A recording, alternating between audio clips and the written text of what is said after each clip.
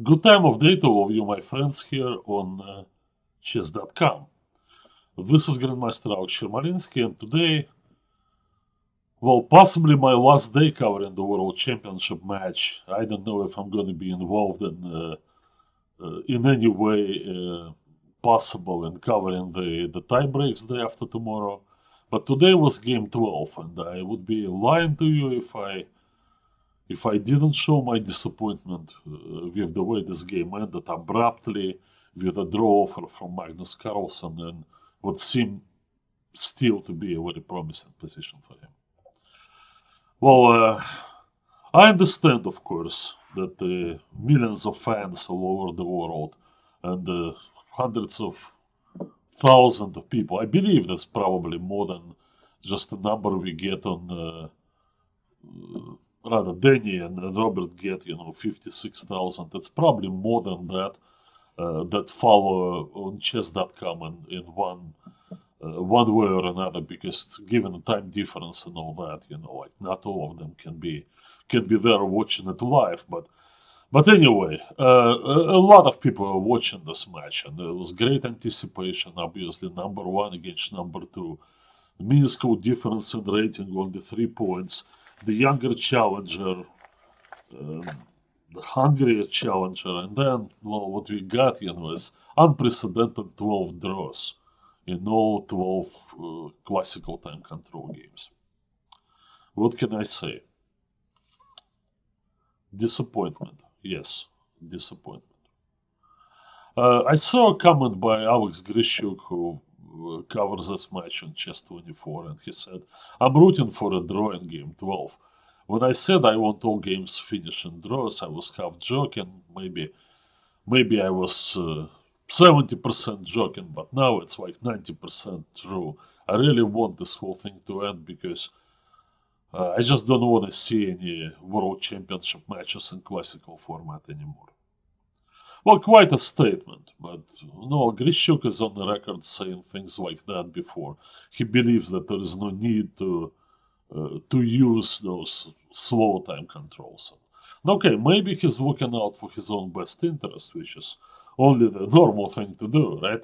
Of course, because he's a known expert in rapid and blitz, and he's also known for spending his time rather irrationally, just sitting there on his own admission, thinking about many other things aside of chess until really, crunch time comes and he has to make moves. But okay, maybe, although I can see his point, and who knows? Well, there may be some changes. Another possible change that I think the new leadership of FIDE might introduce is to get rid of tie breaks. I think the very fact that the tie breaks are there affects the players one way or another. Now, if it's a classical World Championship, it has to be classical. Absolutely no tie breaks with faster time controls. Do it any way you want. I don't know, be creative, but no tie breaks. Anyway, with that, I'll go to the game because I still have to show you the moves, right? And we had the Sveshnikov again, and Fabiano stays true to his chosen line of knight d5, which actually has been working out quite okay for him. Game 8, had a large advantage. Game 10, it was kind of back and forth affair, but there was a moment when Caruana could have stayed on top. But this time a different move, first deviation from Magnus Carlsen, moving the knight to e7 as opposed to knight b8, as he played before. Now this White's idea is to put the queen on a4 and use tactical motif of double check, discover check to interfere with development of the black pieces. But it's known that black can ignore it. Get to this point, and now play bishop f5. Another known move is queen b8. But white actually is happy to have that queen on b4.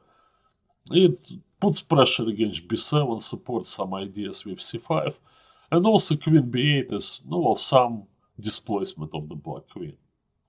But Magnus played bishop f5, which is also not a novelty, and recently it came to everyone's attention because it happened in Kramnik's game against Radovanovich, I believe his opponent was, from Chess Olympiad in Batumi this year, where Kramnik played move h4. Again, not a novelty. It was seen once in a computer game between Houdini and Stockfish. Interesting move. The purpose is to interfere with black's development again, and also that pawn push maybe all the way to h5.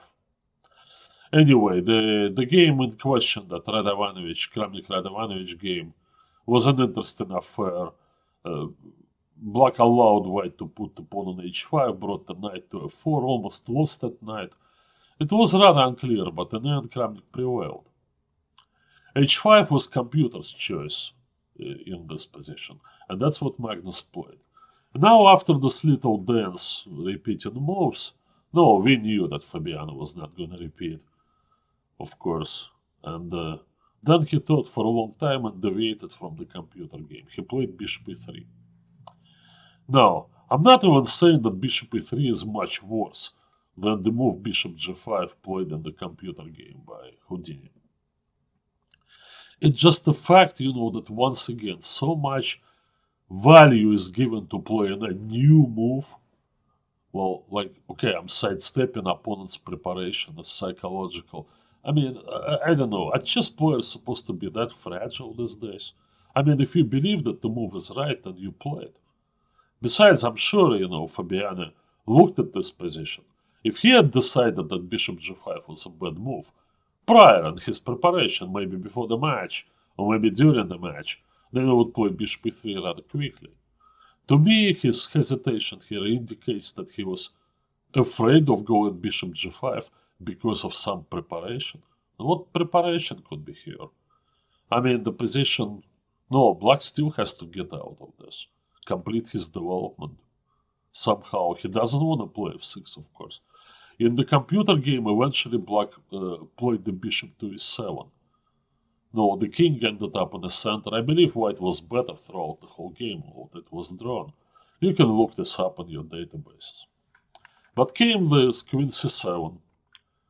And now, I guess Fabiano figured if I just go bishop e2, then I let black play e4 and knight e5, which is not a bad plan. In some ways now, black is happy to see the h-pawns move, because his prospects are on the king's side, where white has weakened his position somewhat. While white hasn't done a whole lot preparing his c5.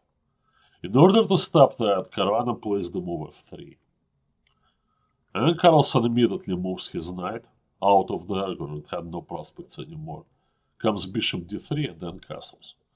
Now, I was watching in fascination the parade of distinguished guests at the Chess.com show. Levon was there. Levon said a lot of interesting things. Of course, he mentioned that knight f6 there can be answered with b5. Indeed, white is not feeling comfortable here, right? He played a lot of unnecessary pawn moves on the king's side and not quite ready to protect the pawn on d5. Although, you can still play rook c1. No, I understand why Fabiano didn't like it, but hey, why not castle short? Is this a 5 plan? Is that really so easy to accomplish? White plays knight g5. Levon was looking at that stuff all the time. Takes over there. What exactly can black do? His bishop on g6 is not really so great. The f-pawn is pinned. I think white stands slightly better here. That is just my opinion. Instead came this rather artificial looking move, rook h2. It has a lot of ideas, but as it goes, none of the active ideas were materialized in the game. Rook a8, pretty direct, and now long castle. Alright, where else to put the king? At least rook h2 helps by bringing it to c2. But then this came another critical moment in the game where Fabiano played knight f2. It's a horribly passive move, and white obviously is worse after this. Maybe more seriously worse than we thought at the moment. Still knight g5 was possible. Now in this situation, the fear of the move knight c5, perhaps white should take with the pawn. At least in reply to knight c5 now he can trade, and keep a reasonable position, no matter how black recaptures. e4, yeah, it's a possibility, but I mean, I don't know. White doesn't have to take. Maybe white could even move this bishop all the way back. Maybe that pawn in f3 can be allowed to stay there for a while. Well, white is hoping, of course, to use the dark square bishop, at least to eliminate the opponent's knight. I mean, I'm not sure how good this stuff is. But it appears to be playable for white. It came knight f2. Now it's all Magnus. Knight c5, f4. Alright, many players saw this position, many commentators. Hikaru come lately, he said, I didn't understand why Magnus didn't play b5. I actually liked Huifan's suggestion that white should take there and try to keep the position stable. Although I don't think she was very ecstatic about white's prospects. In this situation, black perhaps should just keep the tension there with the b5 pawn. Maybe play this. I don't know if white wants d6. I don't know what white wants here. His minor pieces are not participating. This looks alarming, of course. But maybe white can somehow hold this. But it's like, what else to do? Hikaru pointed out that black just wants to advance a5, b4. With the ideas of playing b3, you can play e4 anytime. Very difficult position for white and absolutely devoid of any counterplay, any prospects. Instead was a5 was played. I actually wasn't that surprised. Well, Magnus is known for his desire to keep things stable and his willingness to invest more time and energy both from himself and his opponent into longer games. Well, preferring a gradual improvement in his position to maybe too riskier, but no, sharper continuations. I mean, that's his style, and the style is character, and well, we can't argue with success because Magnus what Magnus is, world champion, best player in the world for many years. So that's his choice. But then we got to this position. Bishop a8, all logical. King b1, bishop there. I wasn't sure how white was going to untangle, and I think Caruana at this moment, was just completely... He reminded me Caruana of game 1. He was just drifting. He played rook e1. I don't see why the rook should be there. It should have played this way. Clearly, white shouldn't worry about this yet, right? What's the exchange sacrifice in the position? Exchange sacrifice a position of all 16 pawns on the board. Minor pieces are not worse than rooks, right? I mean, I'm not sure white should be unhappy about that, given the prospects to attack the black king now with bishop g6. So that clearly was not in the cards, and maybe this. And now even this situation, offer this rook for another bishop. I mean, the dark square bishop, you get the diagonal. It's still hard for black to play b5, open any files for the rooks. Instead, he played this, and now I think bishop a4 was quite serious. Maybe still bishop c3, but then there a greater chance that black will break through with b5. I mean, this is terribly passive. It's all black. Huge attack on the b file. What else was there? b3. It's probably... It has to be losing, really. White only has one move with the queen, and now black will find a way, one way or another. Either via b5. I mean, look at the white pieces. It just can't be. So, a4 was played. Now, this was already first warning sign of what we're not going to have a long game here. I kind of felt, that Magnus was not up to playing a real game at this moment after I saw the move a4. When the queen b4 was played, okay, clearly white couldn't play bishop d4 because of knight d3. This tactical motif is always present. But Fabiano played this, and 2 moves later, I got some surge of hope that we're going to have a game. after Rook A8 was played, because I realized that Magnus has some ideas. Rook A6, Rook B6, possibly A3. And I don't know, once again, I was looking at this, and White shouldn't trade his dark square bishop unless he gets the black bishop in return.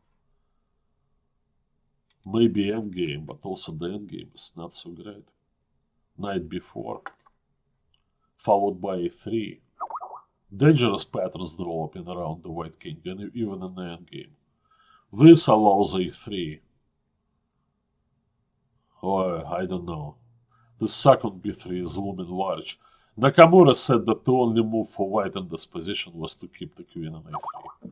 Now, given the situation that Caruana was drifting into terrible time trouble, only having, I don't know, 9 minutes left for play the remaining 9 moves. Well, Carlsen's decision to offer a draw here is shocking, really.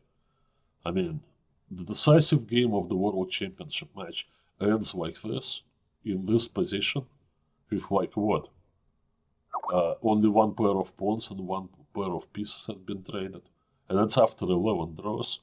Did the players feel any obligation, no, in this case Carlsen, of course, because he had a better position, to try a little harder? Well, I don't know. I know I have to round up this video because it's going on for a very long time, but no, this is sad. Now, just one last comment. Maybe it's not the format, maybe it's the people. Alright, all due respect to Magnus Carlsen and Fabiano Caruana, but no, they're prodigies whose whole life basically was kind of sheltered from whatever vagaries of life, whatever. I'm not saying that one has to go through wars and revolutions, or, I don't know, well, personal turmoil. But, I mean, I just don't see them really understanding what they're playing for.